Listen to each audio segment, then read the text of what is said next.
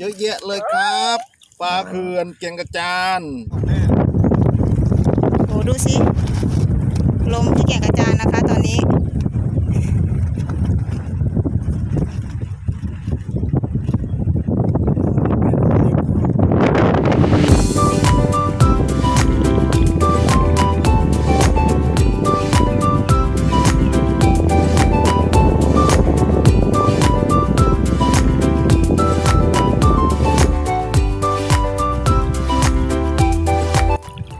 สวัสดีค่ะพี่น้องปองปายอยู่นี่มีแห้ง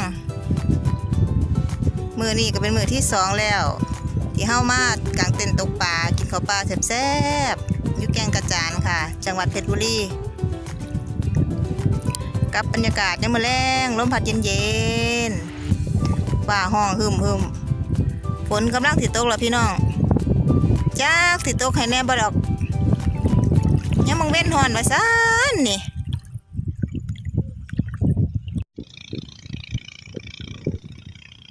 บรรยากาศยามมื้อแลงลมพัดเย็นดีครับพี่น้องเอ้ย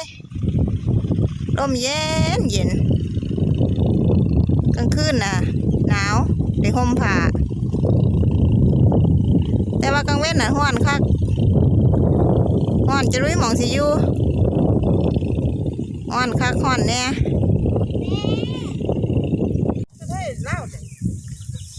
เด้อพี่น้องยังเขาเด้อยังเขาตกปลาแก่งกระจานมื้อเนี่ย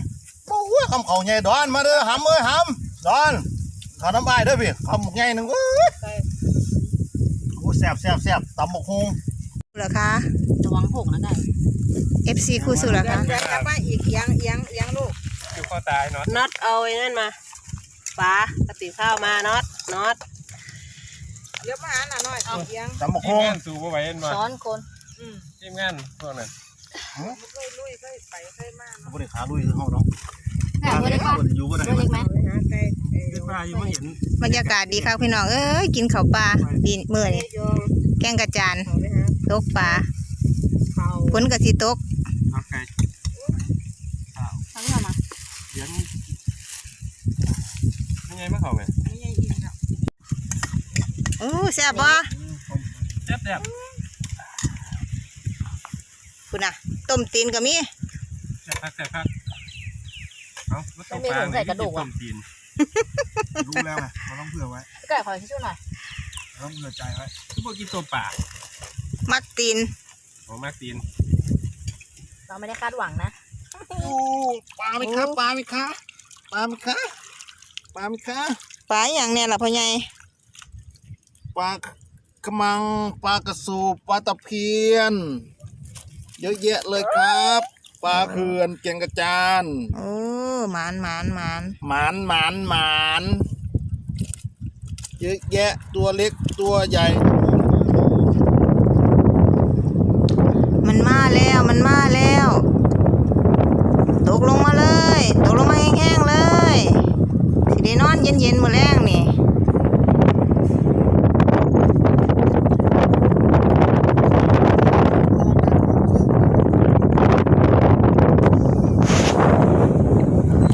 ตกแห้งๆเลยแม่เนาะ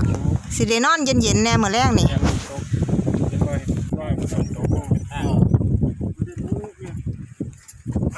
โขกเขาเป็นคนโขกเองอ่ะ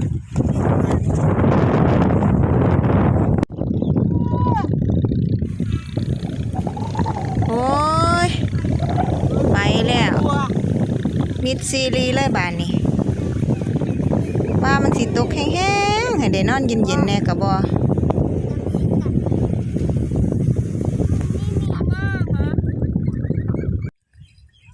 เมื่อกี้ไปไหนมาคะไปเล่นน้ำกันค่ะไปเล่นที่ไหนอ่ะไปเล่นทางนั้นนะคะขึ้นใจทางนั้นค่ะสนุกไหมลูกสนุกค่ะ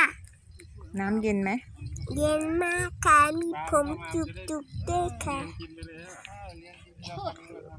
เดี๋ยวมันจะเลือกคันไม่ถูกนะคือดวนไม่โดนเดือบจะไปกินยานะคะเป็นอะไรกินยาทำไมต้องกินยาเป็นอะไรนะอายีค่ะมียามาด้วยป่ะเนี่ย ไม่รู้ค่ะแม่เอายามาด้วยไหมอ่ะ ฮะ แม่เอายามาด้วยไหม ต้องไปดูบนรถค่ะ